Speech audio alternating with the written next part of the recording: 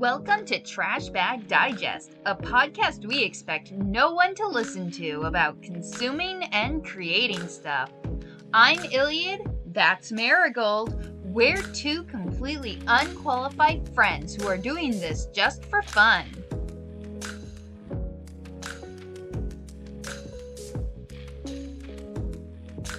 Alrighty, so welcome to our podcast. So, what have you been imbibing in the media landscape of late? I guess I'll let you pick. Do you want to know what I've been watching, reading, or playing? Reading, I guess. I have been rereading Tear Moon Empire Story. Always a goodie. I'm on volume 2 right now, and I still love that book. It is still my favorite series. The only other book I read before that one was a book called Pet, and we all know how I feel about that book. It is very, very bad. The group chat knows, yes. For anybody who's listening wants to know why I don't like this one book called Pet, it comes down mainly to like stylistic choices the author made. Like they speak telepathically, and it's one thing, to experiment with different ways to indicate they're talking telepathically. It's another to choose nothing.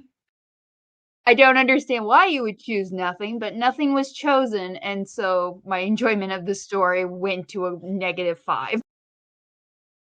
Yeah, it's like I really thought you were being like bitch eating crackers about it until you actually showed me like physically the way they just kind of like omitted quotation markers and from like the dialogue. And it's like, this is now harder to parse and less legible for the entire book. Yeah, it turns out having your story be readable is actually pretty important for overall enjoyment. It was interesting though reading some other critiques because other people also pointed stuff that I was too busy ignoring because of the right stylistic problem, but like there the book is kind of it never really goes into the themes it sets up, and it seems to anyways, it's not a good book. Well, it's over. Yeah. And for media I've been slowly watching Adventure Time. Nice, nice.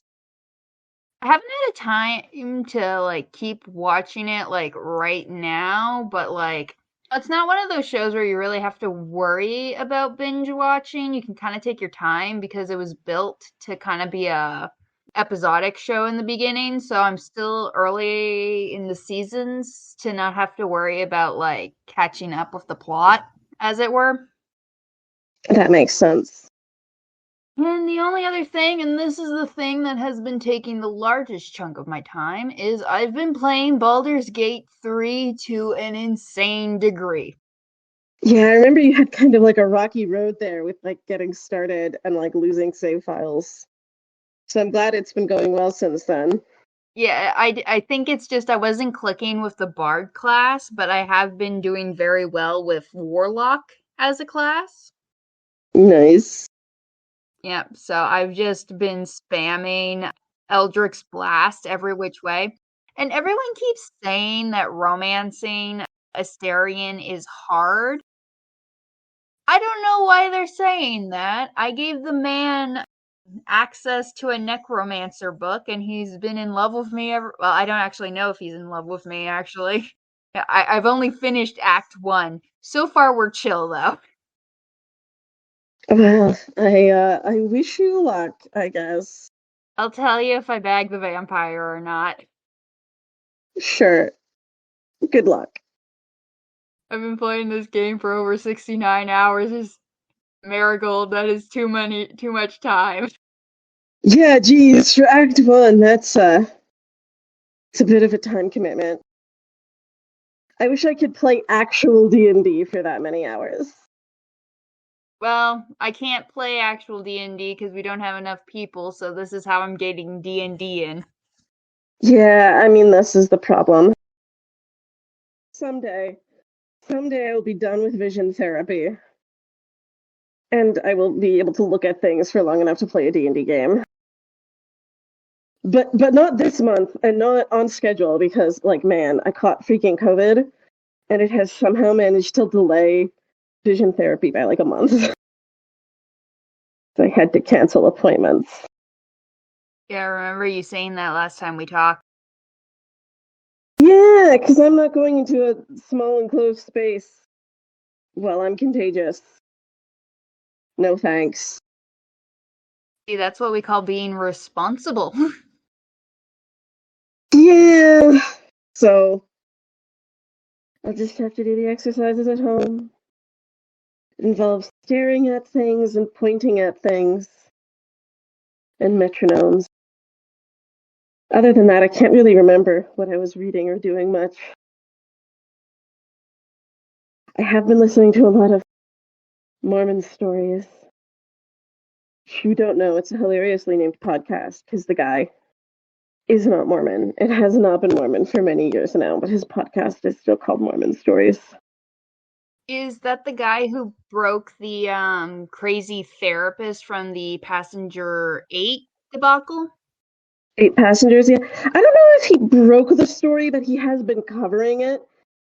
He's fairly well informed of all things Mormon because he's been criticizing the church for a long time, and he's had a number of people on his channel about it, including the crazy therapist nibbling, I think it's a non-binary person, and also victim of the therapist. He also covered the story of the woman and her husband who killed her kids because she thought that her kids were zombies. Also, she killed her ex-husband and her husband's wife. I'm sorry, what? That was Lori Daybell Vallow. She murdered her husband's wife? Yeah, well, I mean, she wasn't married to her husband at the time that. Yeah, well, her husband murdered his wife and then married her. And it's my understanding that she was somewhat aware of that plan because they were having an affair at the time. And she murdered that guy's kids or her old husband's kids? She murdered her own kids. Of which husbands? Her own kids with her ex-husband. Anyway, basically, she was like a doomsday prepper who, like, legitimately believes her kids were already dead, and that she murdered demons who were inhabiting their shells. And then apparently, I was listening today that apparently, like, a whole bunch of stuff is going down with the, like, child trafficking guy that they made the blockbuster movie about. I don't know if it's actually a blockbuster movie, but they made that movie about him. Oh yeah, I remember hearing about it. A lot of people were touting it as like such a important movie.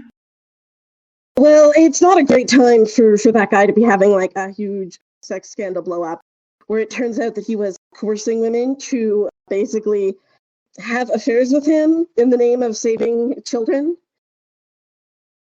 And it kind of looks like a bunch of people, including Utah's like governor general, were not governor general. What is it? The governor, attorney general, the Utah attorney general was like helping cover up. Like, affair is not the right word for like sexual harassment on the job. But like, yeah, he was being like super scuzzy about it.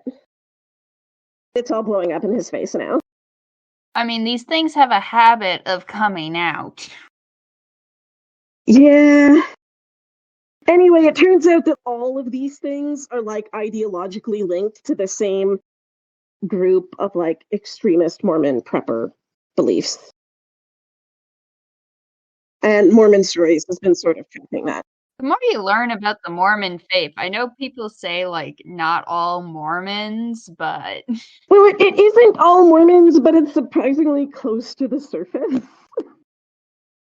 there's enough not majority, there is enough Mormons who believe this stuff. Yeah, well, I mean, what I personally find super fascinating about Mormonism is just the way that you look at like Mormon history, and it's just like proof of how suspension of disbelief has changed over time. At one point, the rock and a hat story was like rock solid suspension of disbelief. Like that was the most believable story you could tell anyone. And now it's like super awkward because it sounds so stupid. Like, who would believe that? And yet people do. Well, the problem is that people kind of don't, right? The church only kind of admits it's true. They spent like 100 years commissioning artwork, pretending that it was like a normal translation process where he was like looking at a book and not sticking his head in a hat because they knew that the process that anyway, so I've been listening to a lot of that when I haven't been feeling well because there's just so much backlog of Mormon stories. Well, I guess with that resounding conclusion about Mormonism, not really a conclusion, but I think now is the time for a sponsor ad break. To keep your dog in top condition, get your pet complete nutrition. Feed 'em sturdy, make 'em sturdy, happy, friendly, petty, birdie. Any dog can be a winner if he eats some sturdy dinner. Feed 'em sturdy, beefy sturdy, vet with thanks insist on sturdy. Ask any dog who's tasted it, the doggy with the bit. You sturdy dinner, dog food is delicious. Get sturdy. All right, so our topic of conversation for today is about AI and its various usages and implications on the day-to-day life. It's kind of like a hot topic issue, especially if you're part of like art circles. Yeah, so the way I pitch this is sort of like AI futures, like possible AI futures, because like we've had discussions already that have got kind of heated about what we think will happen. And the fact of the matter is, I don't think either of us know exactly what'll happen. So this is more like, okay, we don't know exactly what'll happen. So we're just gonna like spitball and like without committing to like one version of reality where it's like, okay, this thing must happen. I think there's a range of possible outcomes here. And we're just gonna play fast and loose with our podcast format for the second time in a row. And just loose affiliate on AI and art in the future. So the thing about like AI and art is like AI is kind of being used for like three different things, I would say. And the reason I'm saying three different things is because you got like grammar AI, which is the stuff everyone's most comfortable with, because I don't think they realize it's like part of the machine learning model. Like you type in the word and you get an autocorrect function. That's ostensibly a machine learning model, which, the tech bros have all of this, by the way, is just machine learning models. It's just, it doesn't sound as cool as calling it AI. Yeah, like all the AI that we're currently talking about, like this whole AI boom is on the back of machine learning. Yeah, it's not actually AI because if it was AI, it would be more akin to like, I don't know, iRobot. Yeah, well, I mean, specifically the holy grail of AI that everyone is trying to get towards is like artificial general intelligence, right? Which is like iRobot, it's like the Matrix, right? It's like AI Jesus or whatever. It's like the thing from the sci-fi stories where it's like humans but better, faster, stronger, cheaper. And that's not on the horizon as of yet. So what we're talking about is basically machine learning, and we've actually had it ever since we've had, I think, like spell check. That's been a form of machine learning, and everyone's pretty comfortable with it, so there's no real need to talk about it too much. I don't know actually if it goes back that far. I don't know how spell check works. But like, I mean, the big thing is just that the big breakaway was like realizing that machine learning is based on data sets. And the big breakthrough was realizing that if you make the data sets, the training sets really, really, really big, you can really, really, really improve the results of the machine learning tools. We're not experts. We're kind of BSing, but that's my general understanding of kind of what's been going on here. So that's actually how we got to AI art, because it turns out art is like really easy to, especially because people were posting so much of it online. Art was just the easiest thing to get a large data pool for. What's funny is it used to be if you posted something online, you knew right away it was done by a person, but now because of AI art, you don't know if art is made by a person or by a computer.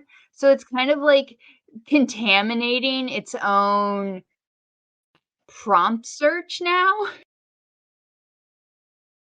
That's kind of what I gathered is like people are feeding it its own images, and that is screwing the program up. Yeah, because it's like the data sets, again, AI has gotten really good now because the data sets have gotten really big. But in order to make the data sets better from here, you need to make them bigger, which means more data for the data set. But except now a lot of the data being generated is being generated by the AI. And if you put that back into the data set, it will screw with the outputs. So we're not quite sure how the companies are going to address this. They're going to have to figure out some way to screen out all the AI made content from the data sets going forward. And if they can't do that, we might not be able to make bigger data sets than we already have. Well, it would be easier if they started by asking permission.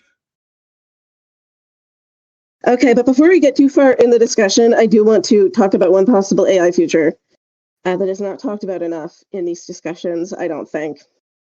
And I just want to put it on the table because not enough people do in these discussions, even though it's very silly, but we do need to talk about it because it kind of is an underpinning philosophy of the very companies making these technologies, and that is the AI apocalypse, the evil AI apocalypse.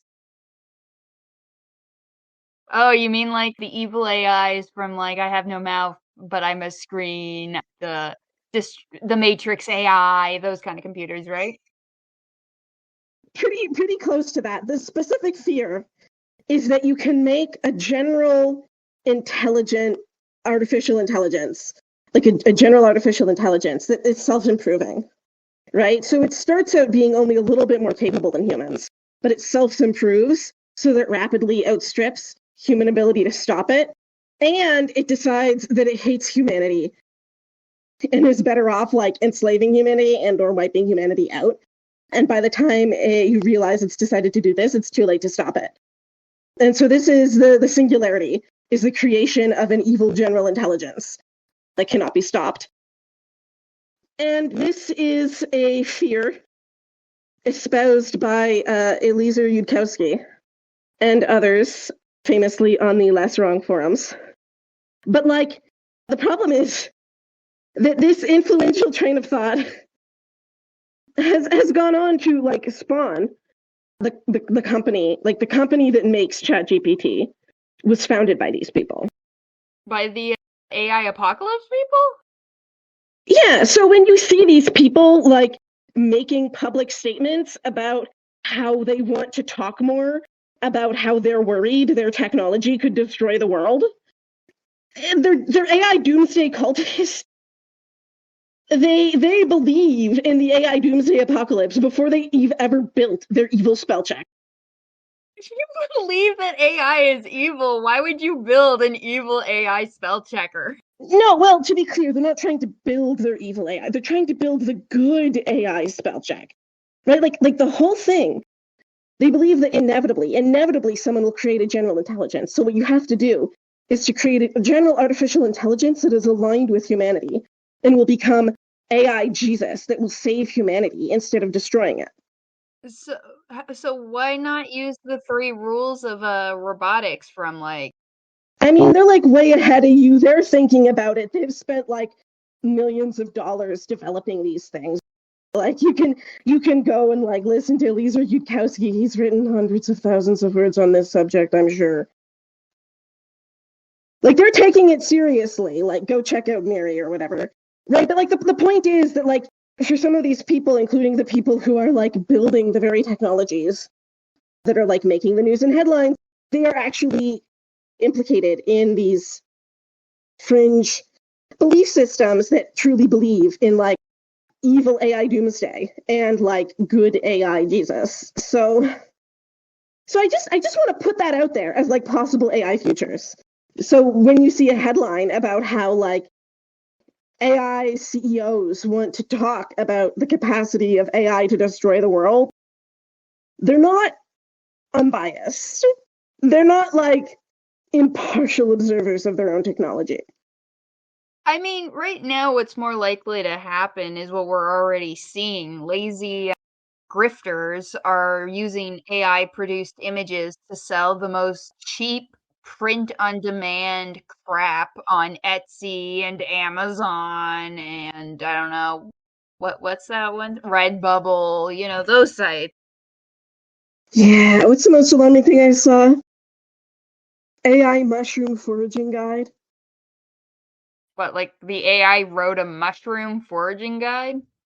Yeah, I wouldn't trust that. I mean, you shouldn't trust unverified human-written mushroom foraging guides either, to be clear.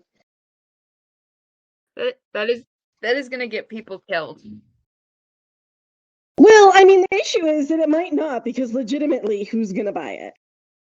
Shovelware, shovelware, shovelware. I mean, yeah, but actually this goes into a bit with the funny thing is, like, with art, I can kind of see art being in trouble because, like, AI can reproduce as long as it's fed enough models. But with writing, it's a totally different ballgame because AI just can't write a story. It lacks the ability to produce an image using keywords in the data set that's like easy for a computer to do. It can't write a book. It doesn't have the lived experiences or the knowledge to write. Yeah, I do think it's interesting that so much of like the press spin up is happening around ChatGPT because like so much of the obvious technical impressiveness is happening with the image generators because they actually work. Like you can see how they're going to be useful and affect reality. And then ChatGPT creates 3 coherent sentences. And then there's a press article about if this is what human intelligence looks like. And it's like maybe people are like all bent out of shape with ChatGPT because they can't actually find a use case for it. I think probably it will be most useful for nonfiction and nonfiction in sort of business and enterprise stuff, right? Stuff where you have to do like formulaic writing, reports and forms and templates. Stuff with a basically a template. Apparently people have been using it to write cover letters because those are like incredibly formulaic. And I've already seen like news articles about how you shouldn't use Chat GPT to write your like cover letter. And I'm sitting there and I'm like, but who would know? Right? The cover letter is the most formulaic piece of writing you could do, and nobody likes writing it. Yeah, it's like, listen, if you were so bad at writing cover letters that you weren't going to double check ChatGPT's work before submitting it, ChatGPT is not going to do a worse job than you were going to do on your own. You know, like so like that kind of highly formulaic writing. You know, maybe there's more formulaic writing like that out there than we want to admit. Yeah, although from a school standpoint, right, essays can be pretty formulaic to a certain degree. That comes into a problem. Like, some people are like, well, maybe we should get rid of essays. And it's like, no, you don't understand. Essays are great for getting people to think deeply about things. Yeah, no, I mean, it is. I do think it's going to pose a problem in classrooms because, like, essays are formulaic and you need people to be able to write them, right? Like, so, like, I do think you're going to run into problems with, like, fourth graders using ChatGPT and then trying to explain to fourth graders how you can tell that they did not write that themselves, you know, like, or potentially not being. There's issues at play for sure, but I think the classroom is potentially where it's going to be the biggest issue, because the classroom is one of the only places where, like, we have a genuine need for people to be writing formulaic drivel for the sake of writing formulaic drivel. Everywhere else, I think it's fine to automate it. The thing in schools, right? I remember reading this one news article where they're like, well, maybe we just need to get rid of formulaic dribble because that way ChatGPT can't, like, write it and all of this jazz. And I'm sitting there and I'm like, you don't understand they're like, yeah, no, it doesn't involve any critical thinking. And it's like, well, an essay is formulaic, but there's a lot of critical thinking going on, and there's the ability to learn how to research. Right, having kids write, like, you need kids to be able to write, and sometimes the best way to get them to write is to follow a formula or a template, because a lot of them don't have the experience needed to break a formula. You need to, like, know a formula before you can break a formula.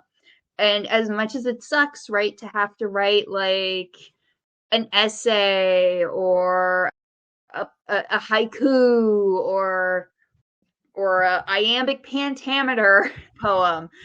I'm trying to think of other things with, like, structure to them, and I'm like, I'm blanking on all of the other things, but, like,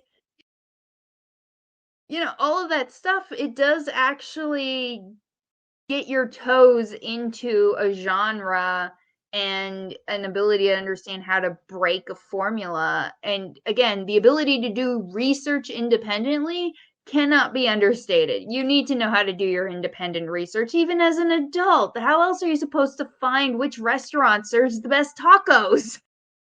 Yeah, well, and I'm actually kind of hoping, to be honest, that this whole business with ChatGPT coming to exist, and especially with what it's done, the way that, like, these large language models have absolutely trashed services like Grammarly, I'm really, really hoping it will revive an interest in actually teaching spelling, grammar, and punctuation.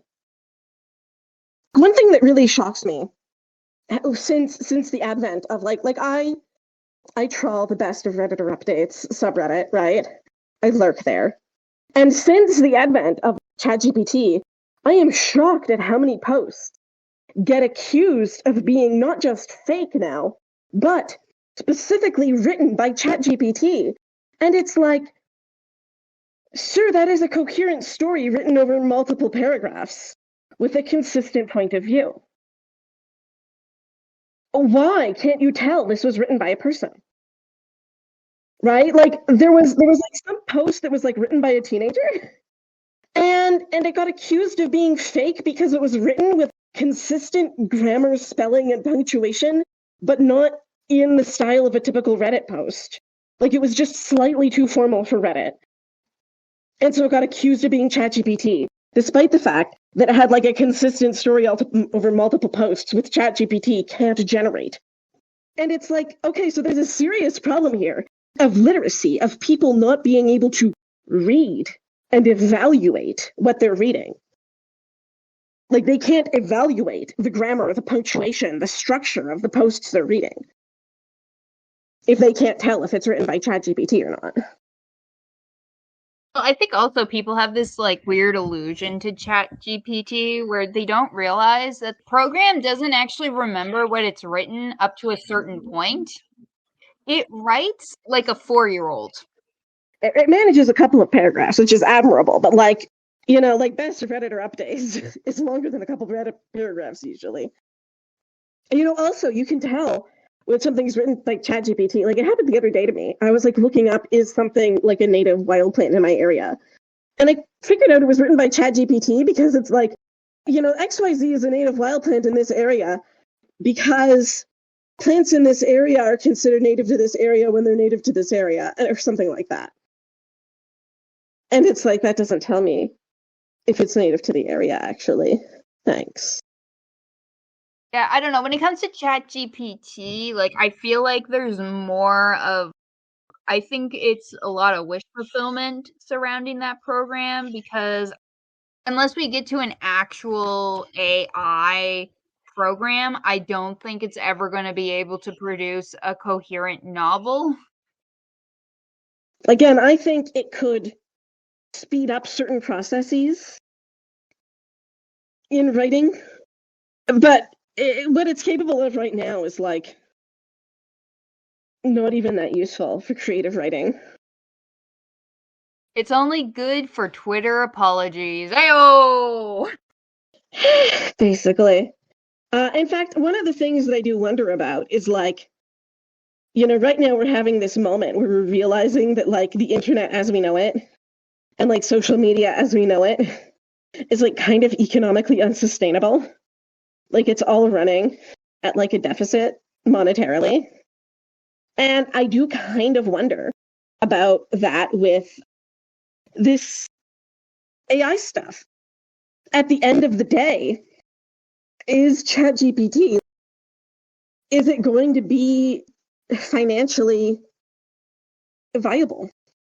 By the sounds of it, not really. Like, apparently, it's taking an absurd amount of water just to cool down the systems to the point where it's like, it sounds like it's wasting more money than it's actually bringing in. I actually think that even the art stuff could only be viable for companies and whatnot build their own art models, which is actually what a lot of the actual AI artists do, which is build their own models.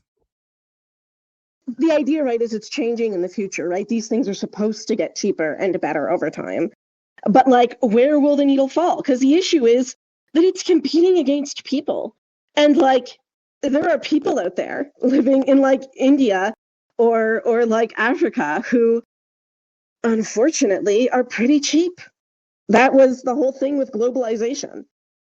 You can hire people to, write for you or draw for you for pretty cheap if you outsource it to third world countries. And so that is what these AI companies are competing with, and is what they will ultimately have to be cheaper than when the venture capital money runs out. So, like, I don't know. I mean, if you look at like the US when it comes to AI, they've kind of tentatively ruled that everything an AI generates that isn't like human modified is public domain. That already makes like whatever a major corporation would want to produce, if that holds, why would a major corporation want to use a machine learning model to produce their art if it's not going to be copyrighted? Well, I mean, I will say though that like I don't think very many people, I mean, okay, aside from the nuts on Twitter that are like way, way, way too into like fetishizing, and like I mean some of them are straight up into like AI fetish art. But like aside from the people who are into like the fetish, like the weirdness of it being AI, like for most people, they're really into the idea that like you could take what would take 20 hours to make, and now you can make the same product in 5. I mean, it's fun, but like personally, I don't get a lot of enjoyment. Like it's fun like the first few times, but It's not about fun, it's about money, right? Like the companies that would be paying for this, right? It's about, you could pay an artist for 20 hours of artist time to make a like finished product, or you could pay them 5 hours of time. And the artist will still be working, right? You will still get something the artist made at the end of it. It won't be a finished product that is just AI, so it will still be copyrightable. But because the artist used the AI, to do the first 75% of the work, they will get the product done in a fraction of the time and for a fraction of the price. Oh, this is a bit beyond the conversation, but the real question then becomes like how much of that end AI product has to be human made in order to be copyrightable, right? Well, I mean, from what I understand, not very much. But would it be the whole image or would it just be parts? I mean, I kind of like I don't want to get too lost in the weeds of like an example here, right? But like think about the way you put together an image. Like all the mock-up stuff that people traditionally do. Like so for instance, let's take the cover of a romance novel. You know how they traditionally make covers of romance novel covers? Or how they did traditionally make with like the bodice rippers and stuff. They used to do that as photography shoots.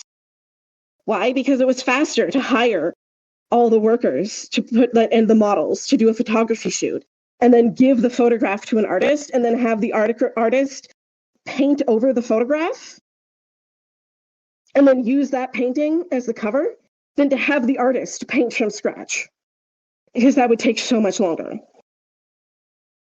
But like with AI, you can generate the photograph without needing the photographer or the model or the lighting or the set.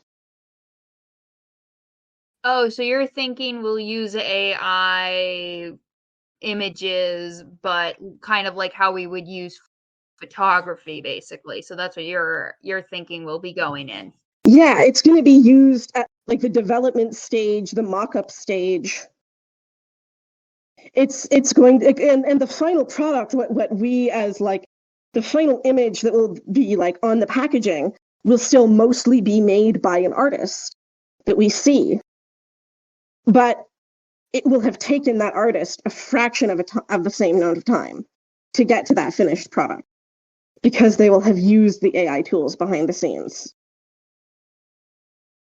Well, I mean, that's a different way to think about it. I don't think that would necessarily be negative. I mean, it would suck that the artist isn't getting paid as much money, but at the same time, right? Like, that's a little less doom and gloom, and it would just be changing the process upon which people do art rather than the idea of doing art at all.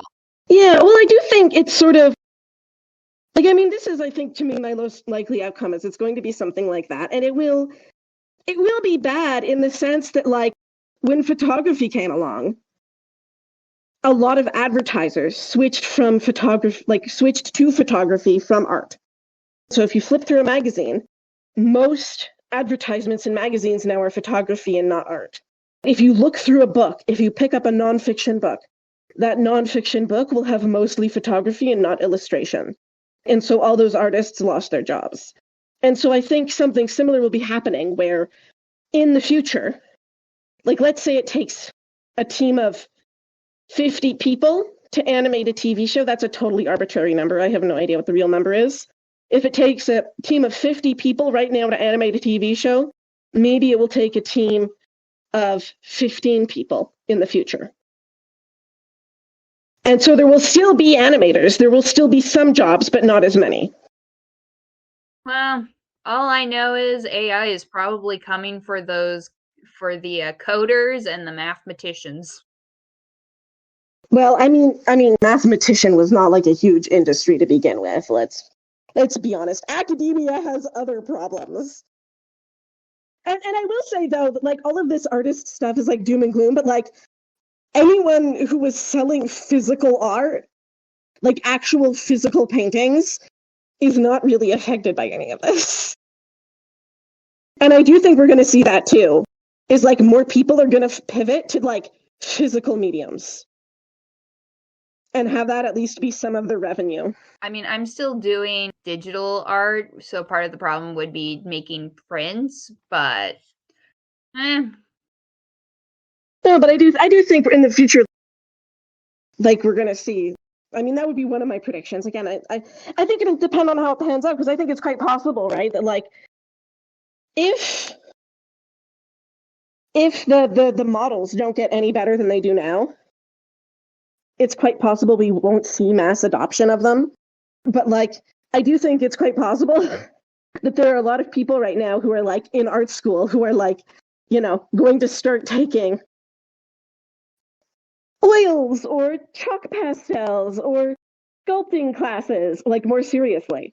Because if you can make at least some of your money making physical objects and selling physical objects, then you have a buffer against like this whole problem of like IP and digital art. Well, I guess that's kind of where we're gonna end off there. I do have one last thought that I want to share. All right, go ahead. Because I do think with both the writing and the digital art, the way that these models work, which is looking at everything we've produced on the internet in aggregate, and then kind of showing it, like spitting it back at us when we ask it to, it's really kind of shown us what we value, right? The fact that people think ChatGPT is smart, it shows us what we think smart looks like in writing. The fact that we think Midjourney is creating beautiful art, it tells us what we think beautiful art looks like. And I think maybe this is a good opportunity for us to question how we came to value those things so highly and disseminated them so widely that these machine learning models picked up on them. And if it makes sense to continue to value them like that, now that a machine can do them too. Yeah, I guess it's like the difference between like Instagram art and I don't know, something else. Something else indeed. Actually, fun fact about AI art models, they actually show you how they're actually kind of racist because they can't do black people apparently for the life of them. Oof. And they tend to reinforce society's bias already. So if you wanted to see how society perceives an issue, just punch it into an AI generated image, and what you will see is the worst stereotypes coming out because that's what it's been fed. So you can see how a society feels about a certain topic based off of the prominent images it spits out. Yeah, there's some things that there's just, again, there's some weaknesses to the entire concept of these large models that are just sort of inherent to the system that we're just never escaping. Yeah. All right. Well, I wish our viewers, if we have any viewers, a very good evening, good day, good life.